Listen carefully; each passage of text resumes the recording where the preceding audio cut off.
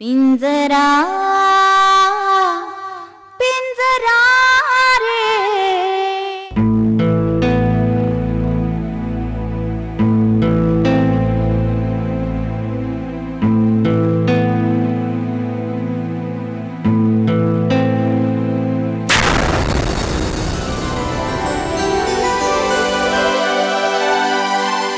वीर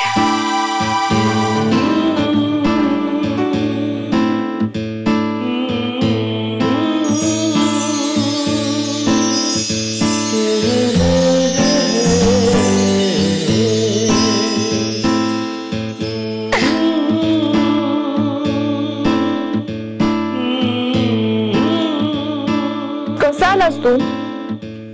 मी उडत आलो.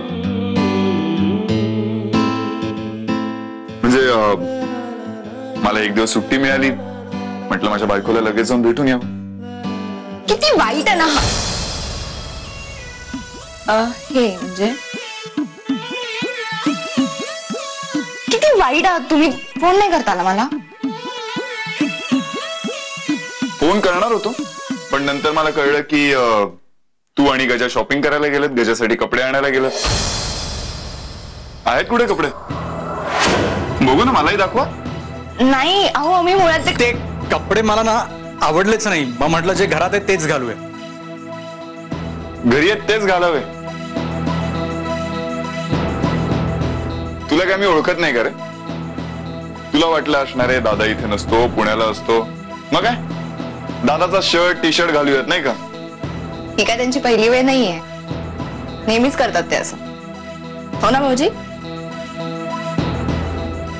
आनंदीने वीरला जर घडलेलं सगळं सांगितलं तर इथला इथे मुर्दा पाडेल वीरदादा माझा. आणि यानं सुपीसाठी सोडलं तर तात्या ते काम करतील. आनंदीचा काही भरोसा नाही, कारण सगळं सांगायचं असतं तिला वीरला. वहिनी जरा चहा देतेस का? आता हो, डोकं फार दुखतंय. दादा तू पण घेणार का? नाही मला नकोय, पण माझ्या बायकोचा हातचा आहे तर मग येईन एक घोट. वीर साहेब, एखादा घोट नाही, तुम्हाला अख्खा चहाचा कप प्यावा लागेल. नाही तर माझ्या चहाचा अपमान नाही का होणार? असं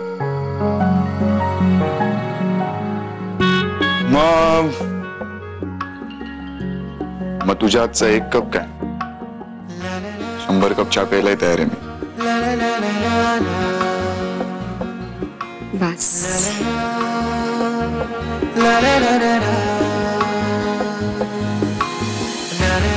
चहा आणते, इथेच थांब.